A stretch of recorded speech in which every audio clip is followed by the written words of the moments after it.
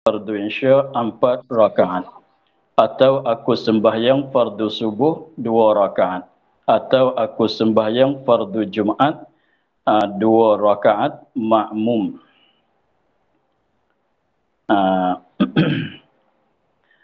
Itu cara niat pada sembahyang yang fardu. Kita dah maklum bahawa niat sekiranya kalau sembahyang fardu lain daripada Jumaat, maka wajibnya 3 perkara. Pada masa kita niat, kalau sembahyang itu sembahyang fardu, maka dalam masa niat itu mesti kena ada 3 perkara, ialah qasad, ta'arud, ta'ayun. Qasad itu ialah maksudnya kita sengaja nak buat, yang mana perbuatan kitanya ialah sembahyang. Aku sembahyang itu rupakan qasad. Zuhur itu sebutan zuhur dalam niat itu, kalau sembahyang zuhur, maka itu zuhur itu kena ta'yin. Adapun sebutan fardu dikatakan ta'arud. Jadi maknanya cukup 3 perkara dalam kata aku sembahyang fardu zuhur. Sebutan kata aku sembahyang, sebutan niat kata aku sembahyang itu dikatakan qasad. Sebutan niat, sebutan di dalam niat katanya zuhur, atanya isya, atanya asar, atanya Jumaat, itu dikatakan ta'yin, dengan maknanya menentu akan sembahyang yang kita hendak sembahyang. Dan sebutan katanya fardu itu ialah ta'arud. Maknanya zuhur itu zuhur yang fardu. Nak keluarkan zuhur yang sunat.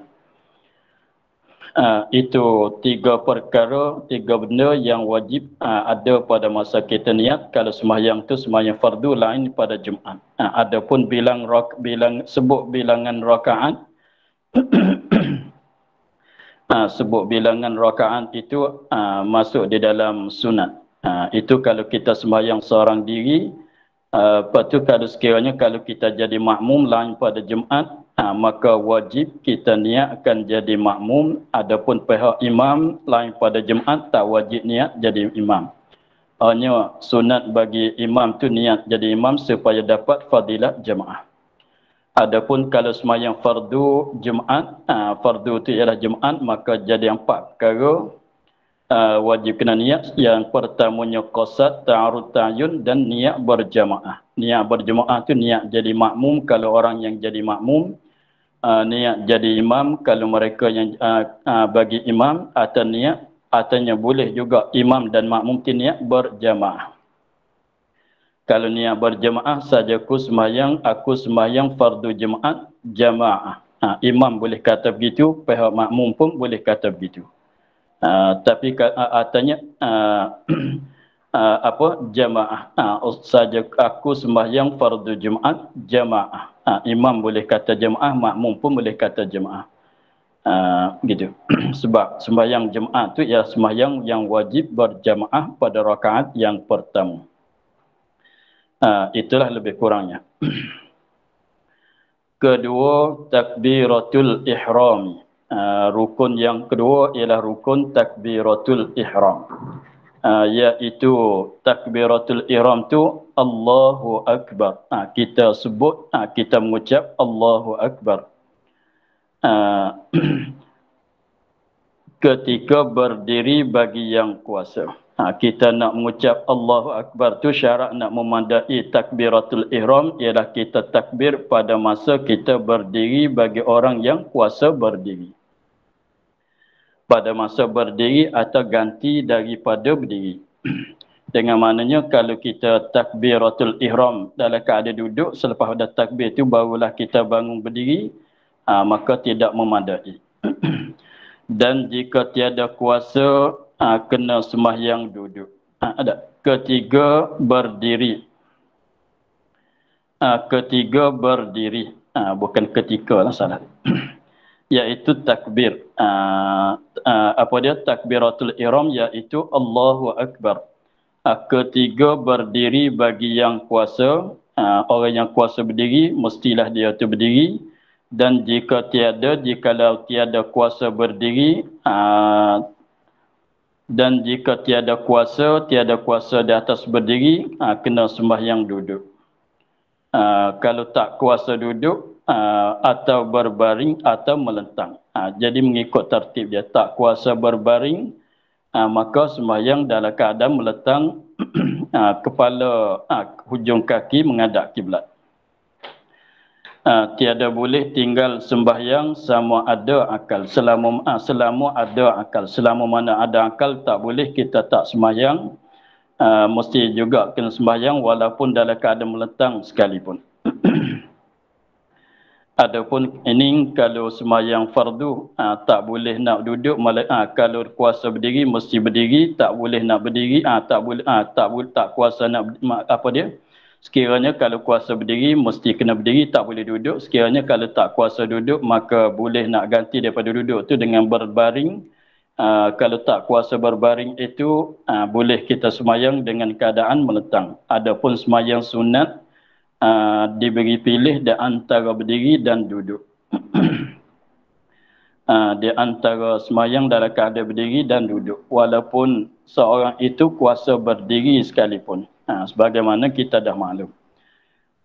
Keempat, baca Fatihah dengan bismillah. Keempat ialah kita baca surah Fatihah serta dengan bismillah. Bismillah itu pun kena baca.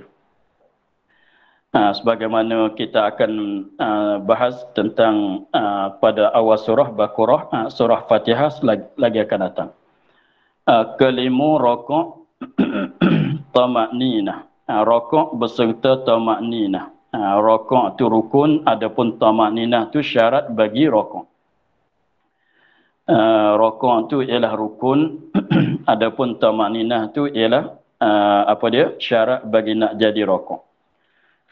Keenam, i'tidal. I'tidal tu ialah kembali kepada perbuatan yang kita buat belum pada kita rokok. I'tidal tu maknanya kita kembali kepada perbuatan yang kita buat belum rokok. Apa maksudnya dengan maknanya belum pada rokok tu? Sekiranya kalau kita berdiri maka kita kembali kepada berdiri. Kalau belum rokok itu kita duduk, maka kita kembali kepada duduk. Itulah maksud katanya i'tidal, maknanya kembali kepada perkara yang perbuatan yang kita buat belum pada kita rokok. Ketujuh, sujud. Kedelapan, duduk antara dua sujud. Kesembilan, duduk bagi tahiyat tasyahud akhir. Kesembilannya ialah duduk untuk nak baca tasyahud akhir.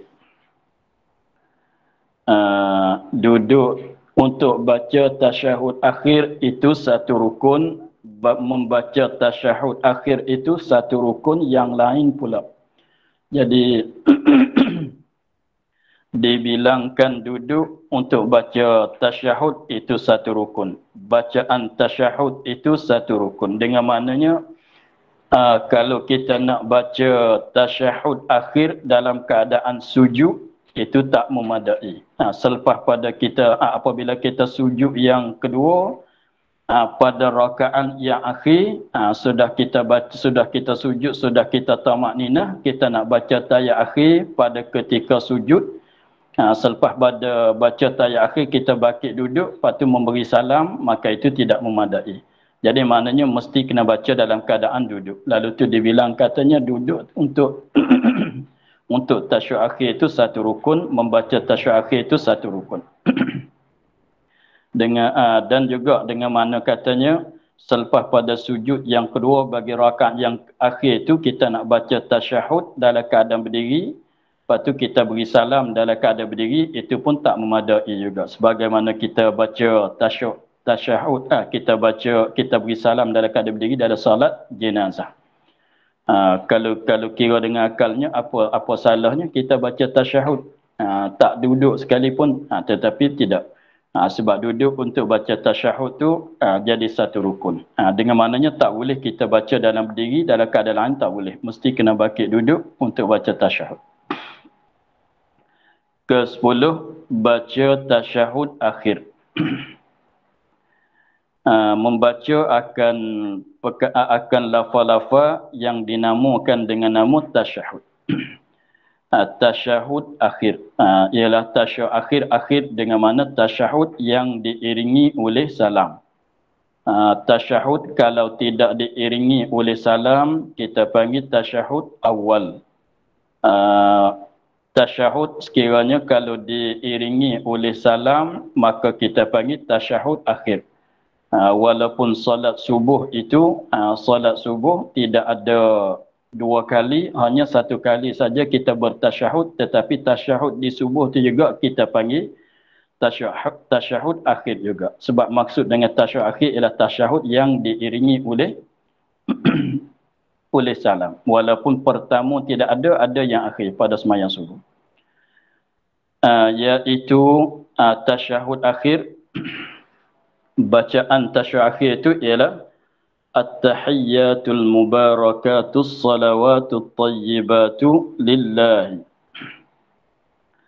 At-tahiyyatu maknanya segala pembesaran-pembesaran. Tahiyat tu ada banyak macam lah. Tengok kita masuk masjid, kita menghormat kepada masjid, kita mutahiyat kepada masjid dengan secara kita sembahyang. Kita pergi ke Mekah, tahiyat kita kepada Kaabah tu ialah dengan secara kita tawaf, tawaf berkeliling Kaabah. Kita tahiyat kepada sama-sama saudara kita Islam dengan secara kita mengucap, kita memberi salam. At-tahiyyatu al-mubarakatu. Al-mubarakatu yang berkat-berkat, maknanya yang subur-subur. Sebab barakah-barakah tu mana an-nama, maknanya subur, bertambah kebaikan, bertambah kebajikan, subur, itu mana al-mubarakatu. As-salawatu, dimaksud dengan as-salawatu ialah sembahyang fardu yang 5. As-salawatu ialah sembahyang 5 waktu. Mengikut kata setengah ulama katanya as-salawatu tu ialah segala sembahyang, baik fardu baik sunat. Salawat mana? At-tayyibatu, yang baik-baik. Maknanya yang mendapatkan balasan yang baik dengan sebab sembahyang itu. Semuanya at-tahiyat dan salat tadi itu lillahi, bagi Allah Ta'ala. Assalamu alayka ayyuhan nabiyyu, kesejahteraan atas engkau wahai Nabi. Wa rahmatullahi, dan rahmat Allah atas engkau juga.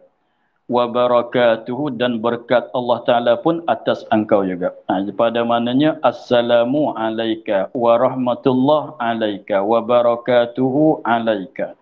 Pada maknanya begitu. Pada makna asalnya kesejahteraan tu turun di atas engkau. Rahmat Allah alaika turun di atas engkau juga.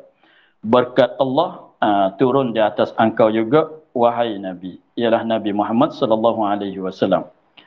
Assalamu alayna, selepas pada kita mengucap salam kepada Nabi, maka mengucap salam juga kepada kita sendiri. Assalamu alayna wa ala ibadillahi salihin. Kesejahteraan itu turun di atas kami dan atas hamba-hamba Allah Ta'ala yang salih, yang dulu-dulu. Maka inilah assalamu alayna wa ala ibadillahi salihin. Ini salam boleh kita baca ketika kita masuk, pertama kita nak masuk dalam rumah. Assalamu alayna wa ala ibadillahi salihin.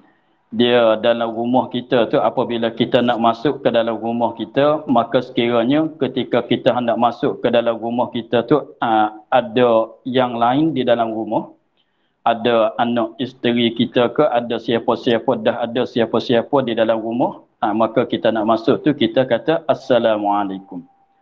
Tetapi apabila kita nak masuk dalam rumah kita, sekiranya kalau tidak ada siapa-siapa, tiada manusia di dalam rumah, seperti kita keluar ke semua dalam keluarga kita, keluar kunci pintu rumah, apabila kita balik memanglah dalam rumah kita tidak ada siapa pun.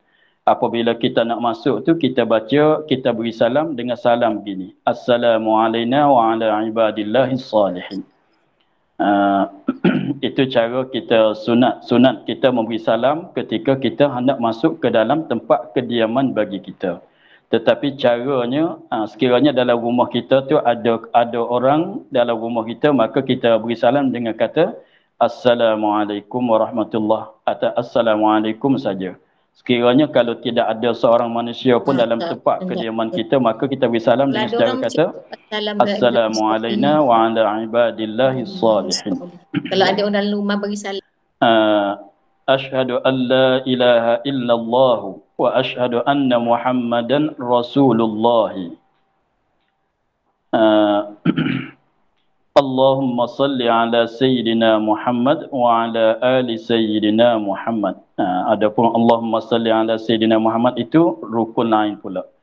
Ke-11 selawat atas Nabi di dalam tasyahud. Dengan maknanya ke-11 itu ialah kita berselawat kepada Nabi selepas pada kita baca tahiyat akhir. Selepas pada tahiyat akhir itu sampai ke anna Muhammadar Rasulullah, itu tahiyat. Selepas itu diikuti dengan muslavat. Dengan lagi pulanya wajib tertib di antara tahiyat dengan selawat. Maknanya wajib kita baca tahiyat dulu, kemudian diikuti dengan selawat. Ke-12 salam selepas tahiyat dan solat. Rukun yang ke-12-nya kita memberi salam selepas pada kita baca tahiyat dan selepas pada kita baca solat. Selawat kepada Nabi, iaitu salam tu Assalamualaikum. Itu sekadar yang wajibnya Assalamualaikum. Adapun tambah kata warahmatullah itu sunat.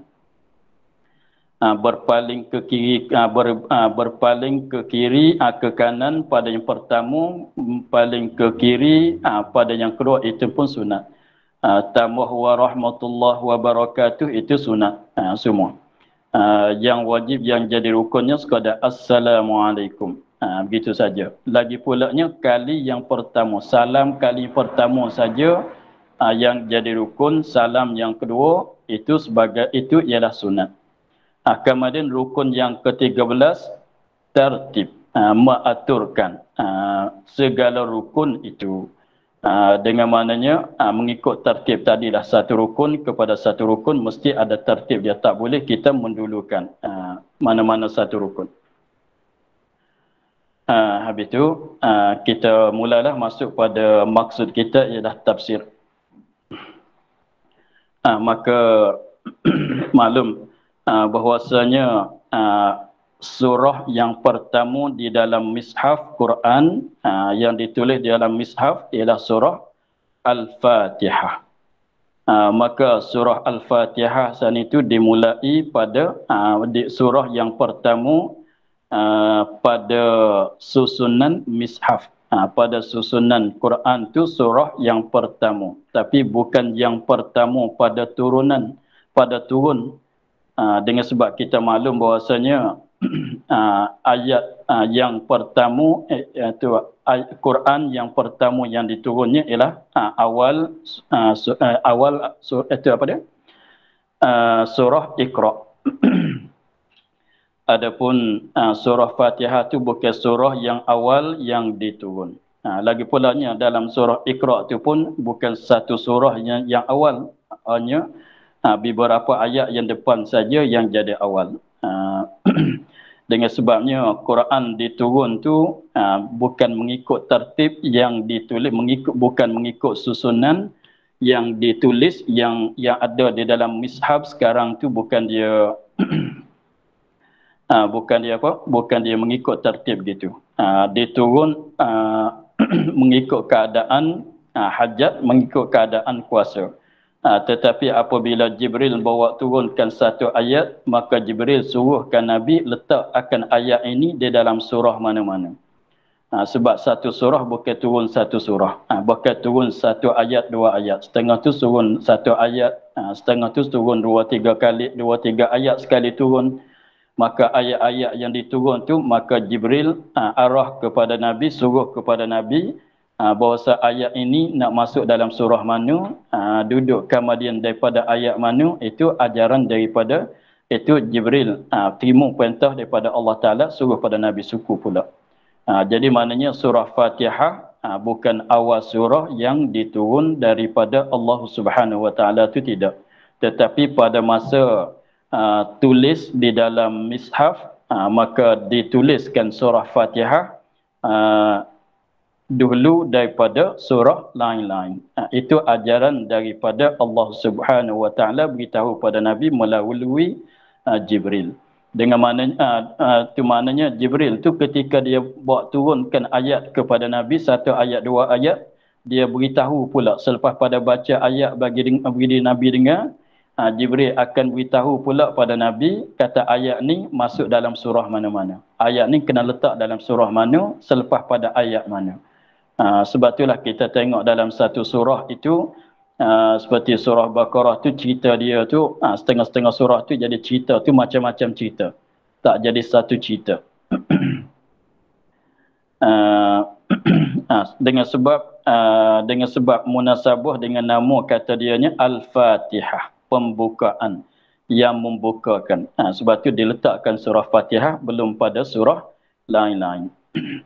Maka kata musannif, suratul Fatihah, ini surah ialah surah Fatihah. Ini surah ialah surah Al-Fatihah. Makkiyatun. Makkiyatun, mana surah ini diturun pada Mekah. Tapi belum pada lebih lanjutnya kita sepatut tahu dengan kata Makkiyah, apa maksud dengan Makkiyah dia di dalam istilah ilmu usul tafsirnya, atau yang di dalam ilmu ulumul Qurannya, dia ada panggilan kalau kita tengok di tiap-tiap surah dalam mishaf Quran pun sama, di dalam kitab tafsir pun sama, dia akan cerita, dia akan tulis Makkiyah, dia akan tulis Madaniyah. Yang akan ditulis di situ, cuba kita buka tengoklah dalam mishaf mana-mana sekalipun, dia akan tulis Makkiyah, dia akan tulis Madaniyah. Tapi apa maksud dengan Makkiyah, apa maksud dengan Madaniyah, maka itu dikhilaf dua kaum. Kaum yang pertama, pendapat ulama yang pertama bahawasanya dia kira begini, setiap-tiap ayat Quran yang diturun belum hijrah,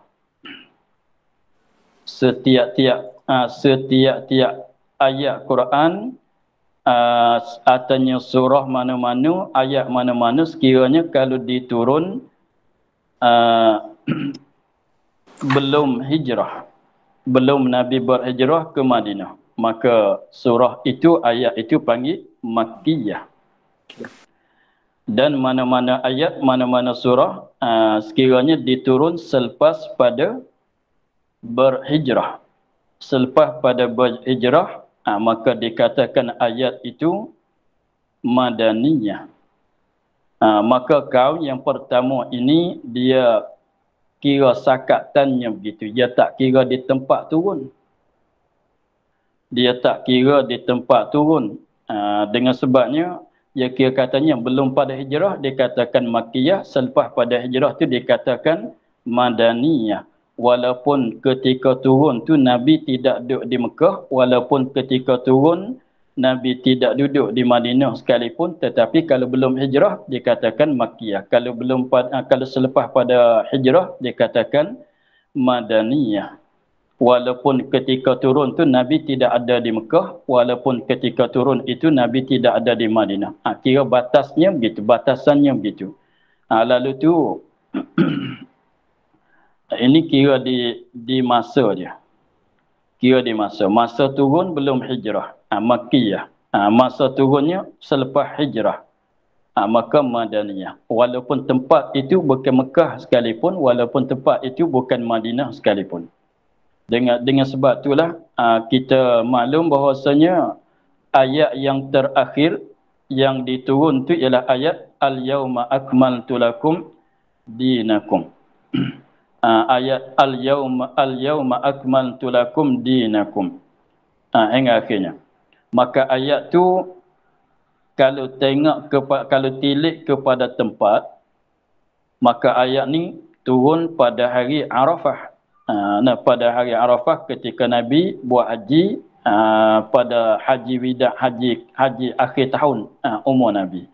Sebab selepas pada turun ayat ni tu tak berapa bulan saja Nabi sudah wafat. Nabi pun wafat. Maka ayat itu, ayat al-yawma akmaltu lakum, kalau kita tengok tilik kepada tempat yang diturun ialah di Mekah. Tetapi kita panggil ayat mana itu? Ayat itu kita panggil ayat madani juga. Ayat madani juga sebab dhabitan dianya selepas pada hijrah. Selepas pada hijrah. Padahal ayat itu diturun pada Mekah. Ayat itu diturun pada Mekah sekalipun. Tetapi tiba tilik kepada dia ayat ni turun selepas pada berhijrah. Maka dikatakan ayat itu madani. Sebab ia tak tilik ke tempat. Ia tilik ke masa. Masa belum hijrah, Makkiyah lah. Masa selepas hijrah, Madaniyah. Lepas tu berapa banyak ayat yang diturun pada masa Nabi dalam perjalanan di luar Madinah, banyak ayat. Lalu tu panggil surah Madaniyah. Itu kaum yang pertama, dia tilik ke masa, tak tilik ke tempat. Adapun kaum yang kedua, bahagian Madaniyah, Makkiyah tu dia tilik ke tempat. Tak tilik ke masa. Dengan maknanya setiap-tiap ayat diturun di Mekah. Di tempatnya ialah Mekah. Maka panggil ayat Makkiyah. Maka ayat mana diturun, tempat turun tu ialah di Madinah, maka panggil ayat itu Madaniyah. Maka mengikut kaum yang kedua ini, ayat tadi pula, ayat al-yawma akmaltu lakum diturun pada Mekah. Maka panggil ayat surah, panggil ayat Makkiyah. Sebab apa? Sebab tilik ke tempat turun. Walaupun selepas pada hijrah sekalipun. Maka itulah dua kaul yang khilaf pada dhabitan Makkiyah dan Madaniyah. Kemudian soalnya, apa faedahnya? Apa faedahnya kita tahu Makkiyah dan Madaniyah? Ini kembali kepada setengah daripada faedahnya, kita mudah nak tahu akan asbabun nuzul. Kita mudah nak tahu akan asbabun nuzul, dan untuk nak tahukan tafsir-tafsir dia, dan untuk nak tahukan hukum-hukum pada setengah-setengah masalah, kita boleh pedoman juga dengan Makkiyah dan Madaniyah. Itulah maksud dengan kata Makkiyah. Jadi pendek katanya surah Fatihah ini surah turun belum hijrah. Kalau kita surah Fatihah ini ialah surah, kalau mengikut kain pertama, mana surah Fatihah ini ialah surah yang turun belum hijrah. Kita hurai begitu kalau kita mengikut kaum yang pertama. Tetapi kalau kita mengikut kaum yang kedua, mengikut tempat, maka kita katanya surah Fatihah ni Makkiyah, mana surah yang diturun di Mekah. Surah ini diturun di Mekah. Kalau mengikut kaum yang kedua. Kalau kita mengikut kaum yang pertama, Makkiyah, kita kata surah ini turun belum hijrah. Itu faedah daripada khilaf dua kaum tadi. Makkiyah, mengikut kaum pertama, tiba masa mana ayat ini turun, surah ini turun belum itu masa sebelum hijrah. Tapi kalau mengikut kaum yang kedua, tiba tempat, tilik ke tempat mana ayat ni turun di tempat di Mekah. Maksudnya begitu. Habis itu kemudian dia katanya 7 ayat. Yani ayat-ayat bagi surah Fatihah ini 7 ayat. Mana surah Fatihah mempunyai 7 ayat. Tapi 7 ayat itu dengan Bismillahirrahmanirrahim. 7 tu bilang sekali dengan Bismillah. 7 ayat kira sekali dengan Bismillahirrahmanirrahim. Maknanya kalau kita tak kira dengan Bismillah, maka surah Fatihah ada mempunyai 6 ayat saja. Kalau kita tak kira dengan Bismillah, maka surah Fatihah itu mempunyai 6 ayat saja. Maka dengan sebab dia khilaf khilaf di antara ulama bahawa pada membilangkan bismillah yang ada pada awal surah Al-Fatihah. Bismillah yang ada di awal surah Fatihah dikhilafkan. Dikhilafkan adakah dia tu satu ayat daripada surah Fatihah ke bukan satu ayat daripada surah Fatihah. Maknanya kalau kita mengikut ulama yang mengatakan bukan satu ayat daripada surah Fatihah, maknanya surah Fatihah tu ada 6 ayat saja. Tetapi kalau kita mengikut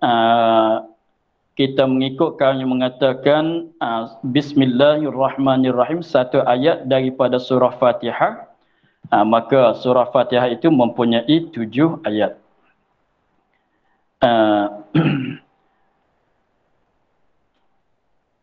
Kita sentuh sedikit tentang Bismillahirrahmanirrahim. Dia Bismillahirrahmanirrahim yang ada pada kata apa dia? Innahu min Sulaiman. Apa dia?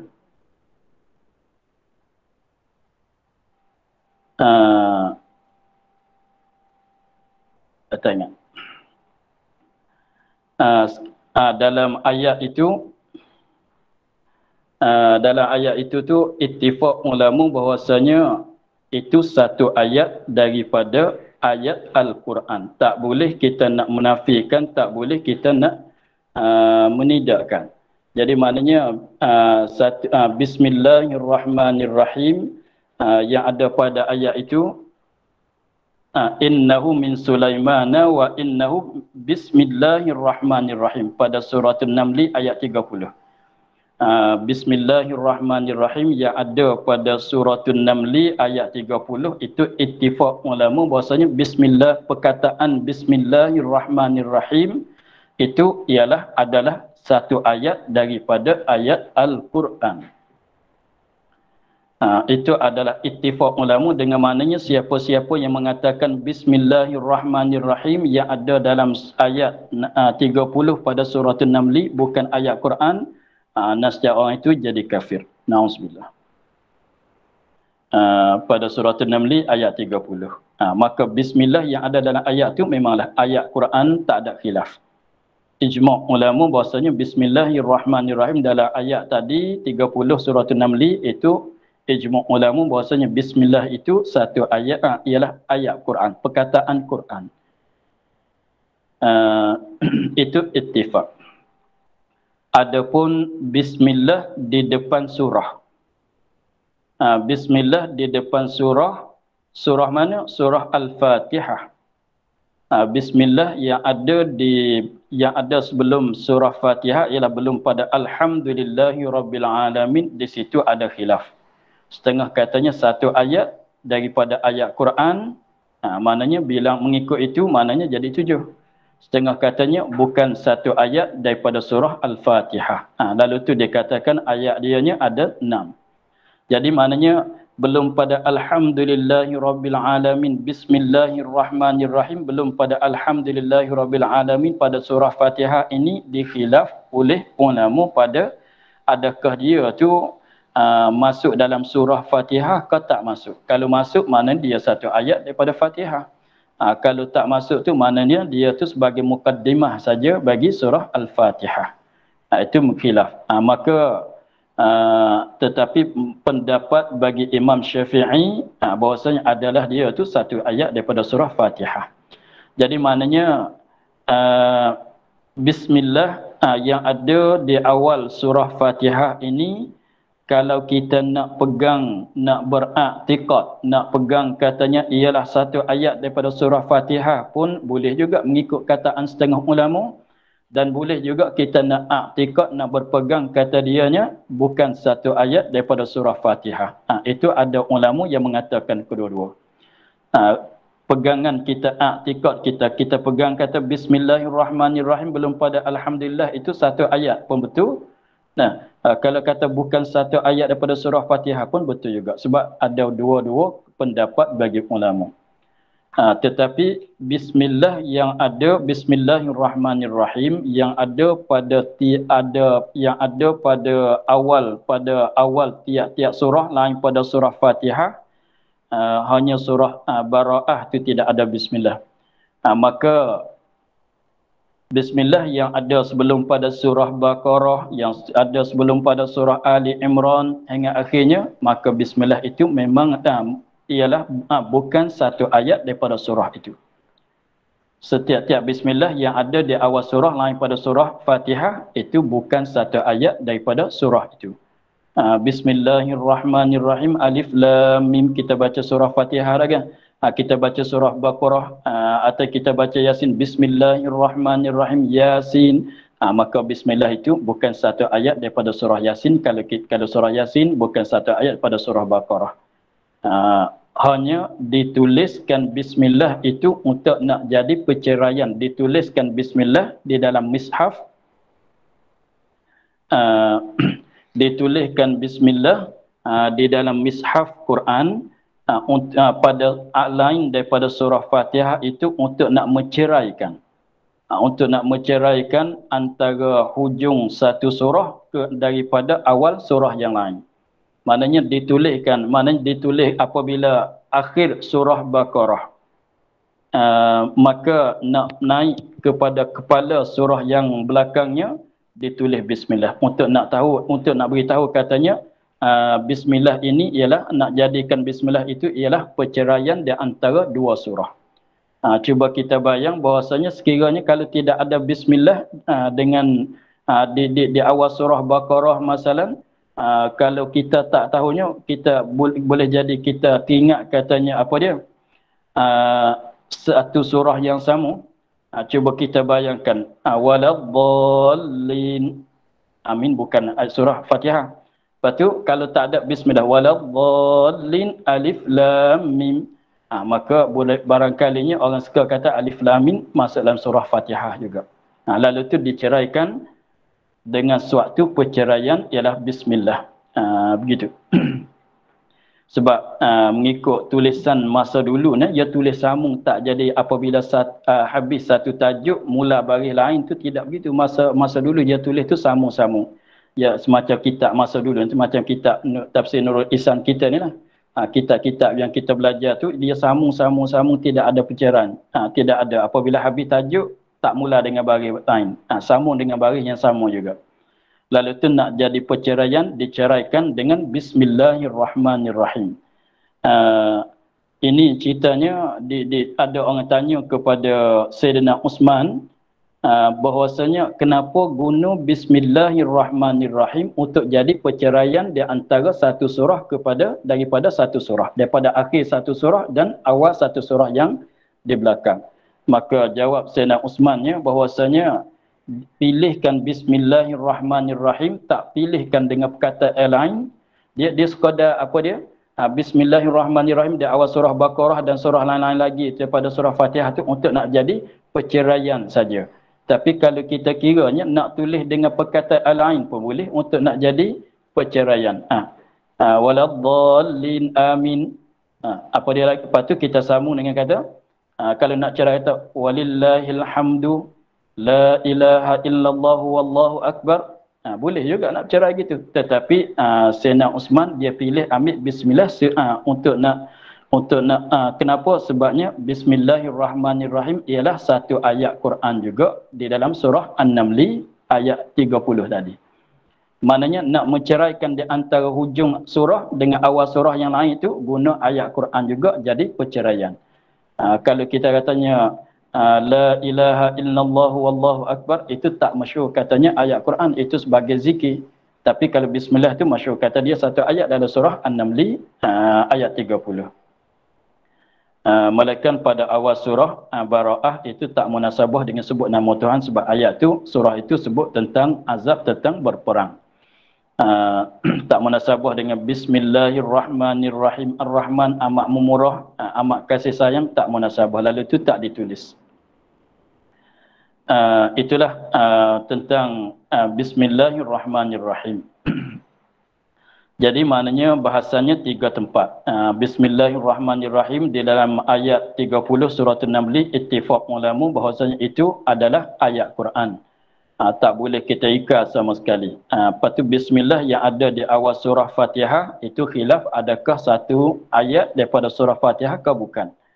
Adapun tiap-tiap bismillah di awal surah-surah yang lain itu bukan ayat Quran semata. Hanya ditulis akan bismillah untuk nak jadi apa? Jadi perceraian di antara hujung surah dengan awal surah yang kemudian. Itu apa dia tu? Bismillahirrahmanirrahim yang ada di dalam Mishaf Al-Quran. Yang ada di dalam Mishaf Al-Quran. Adapun masalah di dalam sembahyang itu lain pula. Bacaan Bismillahirrahmanirrahim kalau mengikut mazhab kita wajib dibacakan Bismillahirrahmanirrahim. Adapun mazhab lain daripada mazhab Syafi'i tak wajib baca Bismillahirrahmanirrahim belum pada Alhamdulillahirabbil alamin. Lalu tu dengan maknanya di dalam sembahyang wajib kita kena baca Bismillahirrahmanirrahim belum pada Alhamdulillahirabbil alamin. Walaupun kita mengikut kaum yang tadi kita mengikut kaum mengatakan Bismillahirrahmanirrahim bukan satu ayat daripada surah Fatihah sekalipun. Mesti juga kita kena baca dalam sembahyang belum pada Alhamdulillahirabbil alamin. Sebab yang kata tadinya Bismillahirrahmanirrahim belum pada Alhamdulillahirabbil alamin yang ditulis di dalam mishaf itu kita boleh kata kedua. Kita nak mengikut katanya adalah dia ni adalah satu ayat daripada surah Fatihah pun boleh. Kita nak pegang kata dia tu bukan satu ayat daripada surah Fatihah pun boleh juga. Ala kulli hal apabila kita sembahyang wajib kita kena baca Bismillah. Walaupun kita baca Bismillahirrahmanirrahim Alhamdulillahirabbil alamin dalam sembahyang kita maka dah memadai, maka dah sah dah bacaan Fatihah kita. Walaupun dalam i'tiqad dalam pegangan kitanya Bismillahirrahmanirrahim bukan satu ayat daripada surah Fatihah sekalipun. Sebab tu dia katakan wajib kena baca bismillah, wajib amalan la i'tiqadan. Maknanya di dalam sembahyang wajib kena baca mengikut mazhab Syafi'i wajib kena baca Bismillahirrahmanirrahim. Pasal i'tiqad, nak i'tiqad kata adalah satu ayat daripada surah Fatihah, artinya bukan satu ayat pada surah Fatihah, tak ada kira. Kita nak i'tiqad katanya nak pegang kata satu ayat pun boleh, nak i'tiqad kata bukan satu ayat pun boleh, tetapi apabila engkau sembahyang engkau mesti kena baca Bismillahirrahmanirrahim. Jadi maknanya mesti kena baca. Jadi maknanya di dalam sembahyang kalau kita i'tiqad kata bukan satu ayat daripada surah Fatihah pun kena baca. Kalau kita i'tiqad katanya satu ayat daripada surah Fatihah pun kena baca juga. Kalau tidak sah bacaan Fatihah kita di dalam sembahyang. Itu maknanya di luar sembahyang dan di dalam sembahyang. Maknanya di dalam sembahyang mengikut mazhab Syafi'i mesti kena baca Bismillahirrahmanirrahim. Kalau tidak sah sembahyang. Tetapi kalau di luar sembahyang itu serah ke kita dah. Serah kepada masing-masing lah. Nak pegang katanya satu ayat adalah dia tu satu ayat pada surah Fatihah pun boleh. Nak pegang kata dia tu bukan satu ayat daripada surah Fatihah pun boleh juga. Itu masalah i'tiqad tu lain. Masalah amalan kita dalam sembahyang lain. Begitulah.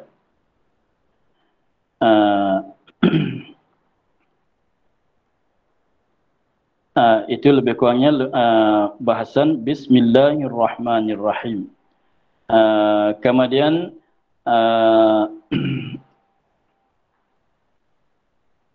sebenarnya pun maksud saya nak buka kitab tafsir untuk nak nak cuba perhati kepada makna-makna dia dan balarah-balarah yang ada di dalam ayat-ayat Quran. Bukan sekadar kita tahu saja makna saja, boleh kita tahu hikmat-hikmat di dalam ayat Quran dan balarah-balarah i'jaz yang ada di dalam ayat-ayat Quran sekadar kita dapat, maka bolehlah kita kongsi bersama. Bukan sekadar kita nak tafsir ambil makna saja. setengah-setengah benda tu kita tafsir lah. Tafsir inilah satu bahasan yang panjang.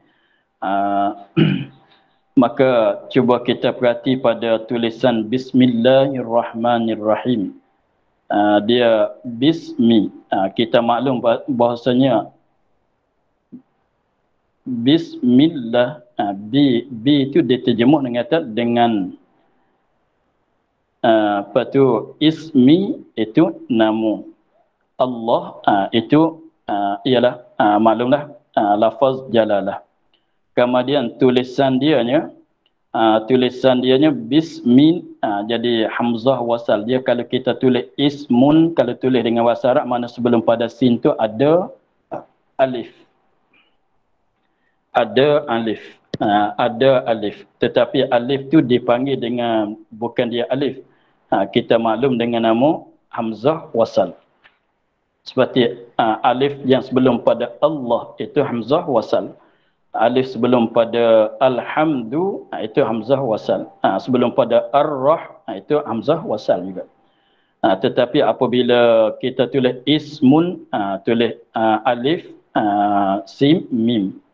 Tetapi di sini dia tulis sambung, dihazafkan alif dengan sebab tilik kepada bacaan kita. Apabila kita sambung tu hamzah wasal tak bunyi.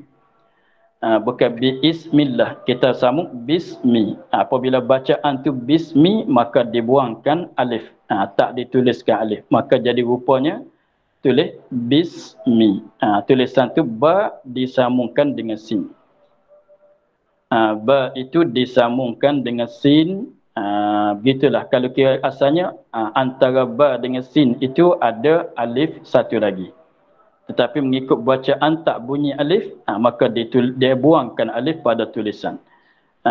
Lalu tu setengah ulama katanya dengan sebab alif belum pada ismi tu dibuang, dihazaf. Lalu tu cara nak tulis ba, haraf ba bismillah tu, apa dia? Kepala dia tu mesti tinggi sikit daripada ba biasa. Sebab tu cuba kita tengok dalam tulisan khat dia ni, banyakkan tu dia tulis apa dia? Kepala dia tu. Kepala ba tu tinggi sikit pada biasa, pada tulisan ba biasa. Untuk nak isyarat katanya selepas pada ba itu ada alif dihadaf, tulis tinggi sikit. Itu cara dia tulisnya. Cuba kita perhatilah dalam khat itu dia tulis ba bismillah tu tinggi sikit. Tengok kalau niskah kitab saya pun nampak macam tinggi sikit. Kalau tidak dia tak tinggi sangat. Dia ba tu depan dia tu nak macam perahu begitulah. Nak macam anak bulan begitu lah. Tetapi di sini apa dia? Depan bagi ba tu nampak macam tinggi-tinggi sikit. Itu nak isyarat katanya selepas pada ba tu ada apa dia?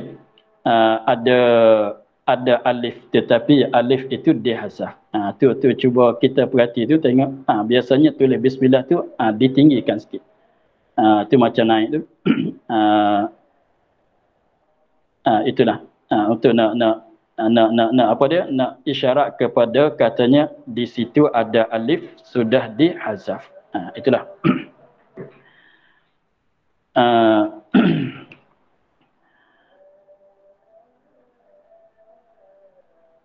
Bismillahirrahmanirrahim. Nampaknya kita pada hari ini tu kita sekadar itu dululah. InsyaAllah nanti lepas raya kita akan sambung balik. Untuk kali ini tu belum, untuk hari ini tu kita rehat, kita cuti lebih kurangnya 2 minggu. Nanti selepas raya kita akan sambung balik. Minggu mana lepas raya tu nanti Ustaz Zaidi atau Ustaz Syed Muhammad akan beritahu. Maka untuk hari ini kita sekadar itu dulu. Bismillahirrahmanirrahim. Wallahu a'lam walhamdulillahi rabbil alamin. Terima kasih Baba. Terima kasih Ustaz. Terima kasih Baba. Terima kasih Ustaz. Terima kasih Baba. Assalamualaikum warahmatullahi wabarakatuh.